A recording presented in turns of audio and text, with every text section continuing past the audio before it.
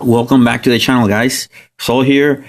Today we have Dr. T Volcano Island, and it's October 13th. I did the first 6 stages with Rifleman Medics, and then stage 7 took me. It was a little bit of a hard nut to crack because I couldn't beat it with the Rifleman Medics. The mortars not being boosted, the mortars were too close up, and essentially I couldn't take it with Rifleman Medics. Then I tried with Grenadiers and Riflemen, and that didn't work either. So I loaded up the old trusty Zooka with Cryoneers to help diminish the damage per second of the boom cannons and the cannons that were targeting my heavies, and that did the trick. So let me show you first the stats. I will try to do this. So Rifleman, level 22, max level. I was not boosted for any of the attempts. The Medics.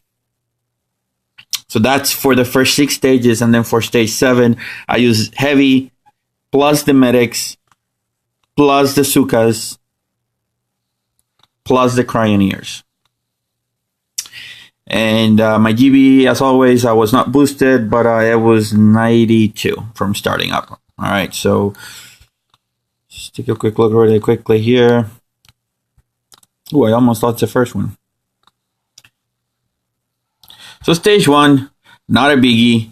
I would strongly recommend, if you're a low level, just bring your riflemen, gather all that free GBE, flare to the upper corner, and then just go from there. It shouldn't be a hard level to beat for any of you low level guys once you unlock this. So I'm gonna speed this up. So with the rifleman guys, you can try going all riflemen most of the time, and there's going to be very little bases that you're not going to be able to beat. If you do identify the splash damage defenses, look before, do a scout, look at the mortars, which are the most dangerous ones for riflemen. Look at the mortars and see what's the damage that they're going to do in a single shot. So multiply the damage per second that you're going to see times 5 and get that single shot damage, and see if it's more than the health of your rifleman. If they're not, then you're pretty much good to go for any of those bases. GBE, the rocket launchers, at least 2 of them. If they have 2 shock launchers, then focus their GBE on the shock launcher first. Take down one of the rocket launchers, and then shock the other ones. And that's essentially it. The medics are going to keep them alive from the other rocket launcher. Once you get to the flamethrowers, you can distract them with critters for a little moment, and then go from there. I don't know why the game is lagging, but this one has a rocket launcher, has a lot of boom cannons. So if you're low level, take that rocket launcher out. And again, riflemen are going to be a good option for this stage, because once you get to that little corner, I smoked there. I understand that part, but once you take out the rocket launcher, everything else is going to be out of range if you hustle, your troops right. So that shouldn't be that big of a problem. So that was stage 3. Let's take a look at stage 2. Let's take a look at. Did I jump a stage? Oh man, I think I did. Let's see. No, so that was stage 2. Now this is stage 3.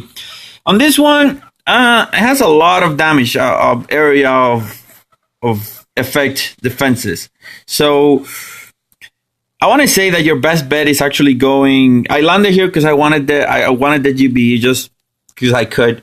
But I think your best bet is to go around like the way I'm going right now, going towards the right and around, because then you avoid all those machine guns. If you're using riflemen, if you're using Zooka, then it really doesn't matter. If you're using tanks, probably doesn't matter either. But the upper right, going to the upper right actually seems a lot better than everything else. And I don't know if you noticed, like it's lagging for some reason. I have space on my device because I just cleaned it up. But every time something dies or something gets destroyed. So here I was trying to be fancy, and I think it cost me. I think I lost more than I wanted to lose. Or maybe it was on the other one. Just try to make it fun for myself. Like I always try to post challenge if you see if I can smoke them in. but that crate on the middle was sort of making them spread out. So I lost a few of the units there. But from there, you see me smoking in, just taking out everything, letting them spread, and then going to the HQ after that.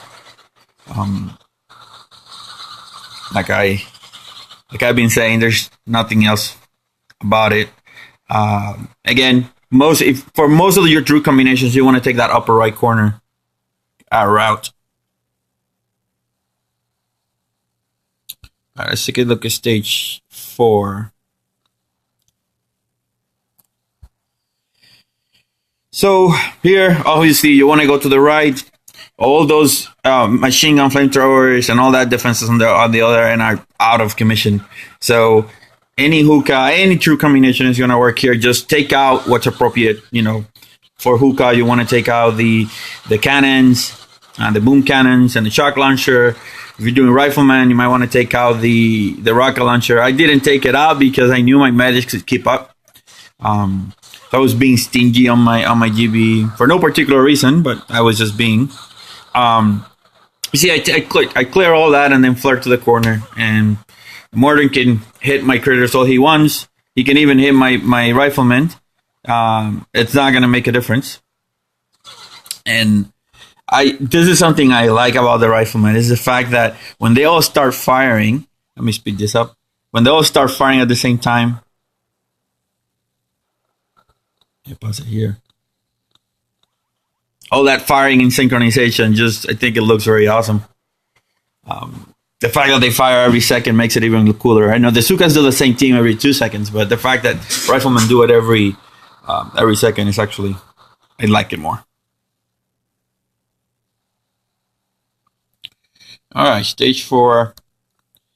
So let's took a look at stage 5, and I think this one was the one that I tried to get Old Dandy. No, this wasn't the one that I got. I don't know which one was it. I know I lost a bunch of troops because I was being silly, trying to be all fancy, smoking in into position. In any case, obviously you want to take the left approach. There's a lot of mines, so be careful with your units if they are fragile to mines. There's also 2 boom cannons up there, so make sure you GBE them or stay clear of them. For some reason, I smoked and flare a lot because I just didn't want my troops to die. I shouldn't have. I should have just let them spread out and kill whatever they wanted to destroy it and then call it good. But for some reason, I didn't want them, so I just kept flaring and smoking. And every time you flare, your riflemen are going to stay behind, and boom, that sort of thing happens where you lose a rifleman, a medic, for just a silly thing.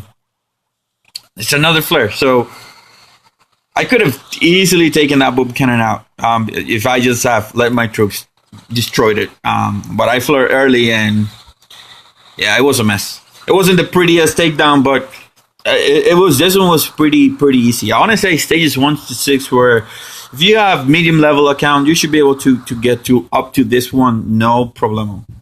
No problem whatsoever. Here's stage 6. Yeah, I lost 55 riflemen here out of 141. So that was a third, essentially of a little bit over a third of my troops.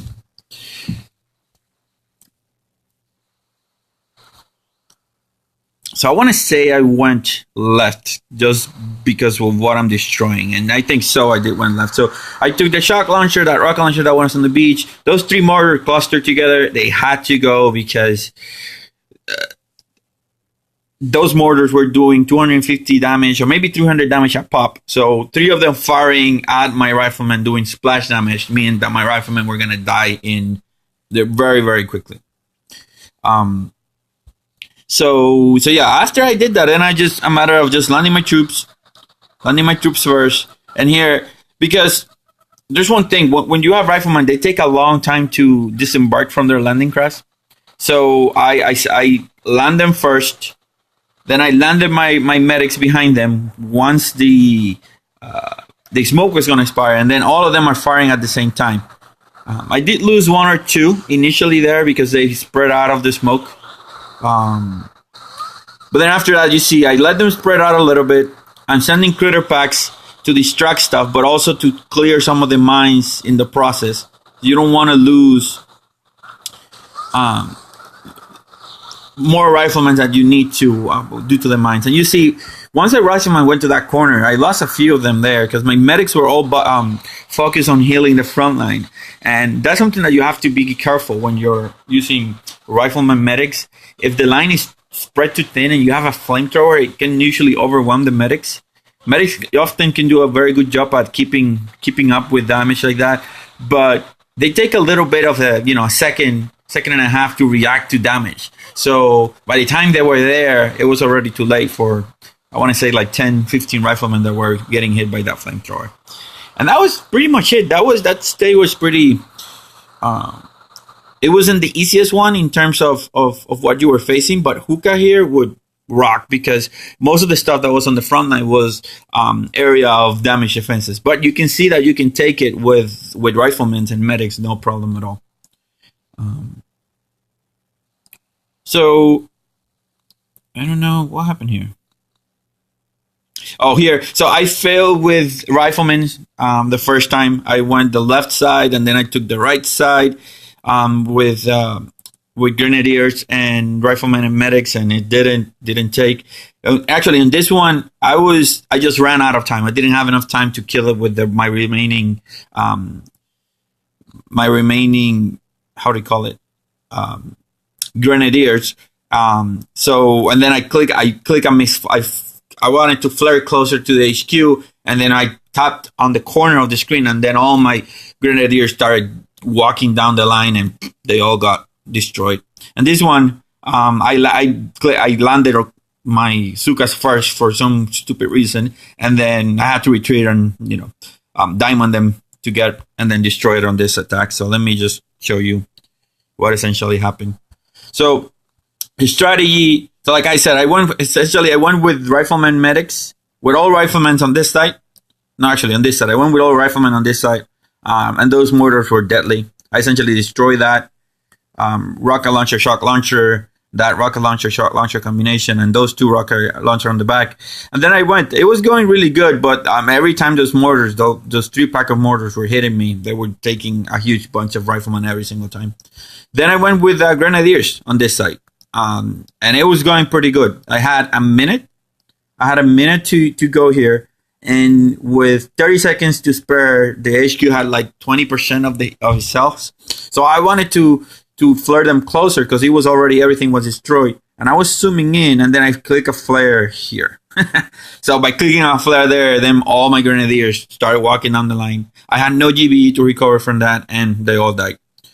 I was gonna run out of time anyways. But here, the strategy is going to be, I'm going to take those two guys out with GBE. I'm going to take those rocket launcher, shock launcher out with GBE. And then I'm going to land my troops on this side and then drive all the way on the left side, up, around, and up in here in the corner. So let's take a quick look. So that's one barrage. That's two barrages, one for each. One is the rocket launcher and the rocket launcher. And I often take out the rocket launchers with Zooka just because a lot of the times those are deadlier to the combination than the actual boom cannons. And I say that mainly because they fire over the heavies, and then by firing over the heavies, they destroy your Zookas, and destroying your Zookas is the fastest way to essentially fail in a Zooka attack. So you see, I dropped my heavies, gather some of that sweet GBE, and you're gonna see here, my medics are gonna do a pretty good job at keeping my heavies. My medics are gonna do a pretty good job at keeping my heavies alive. So here, I let my troops, my heavies, go a little bit forward because I'm gonna flare to that corner so that they can absorb some of the damage. And of course, the medics, they are doing their own thing. My Cryoneers actually froze some of those medics out. You can see them frozen, walking sort of slow. And that made them stay behind a little bit.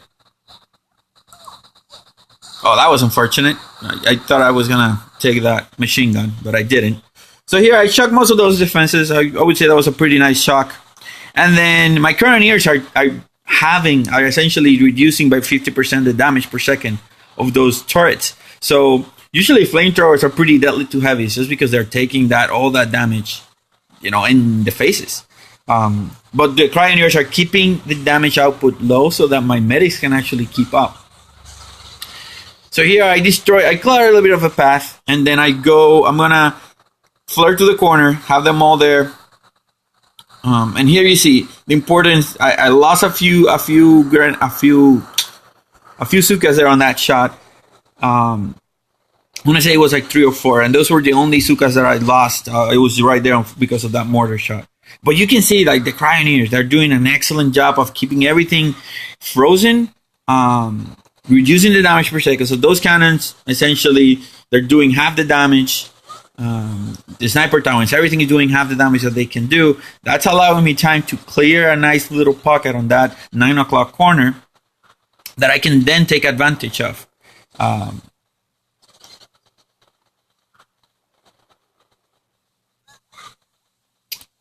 So there we go. I lost a Cryoneer there due to machine gun fire, but then I flared to that corner, and that's it. I think I lost a few more Zookas there.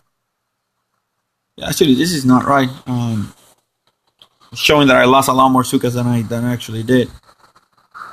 In any case, that's essentially it, guys. That was a key to destroying this one, because that one for me, this one was pretty. It took me 2 attempts, as you saw, so that was pretty significant.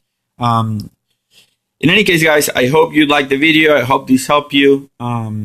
Stay tuned. Tomorrow's going to be Hammerman's attack, so I'm going to pull out my circle base again and see if we can continue the streak of beating Hammerman without having any ice on our base and with mid to high level defenses. So guys, thanks for stopping by and watching the video. Take care, and so checking out.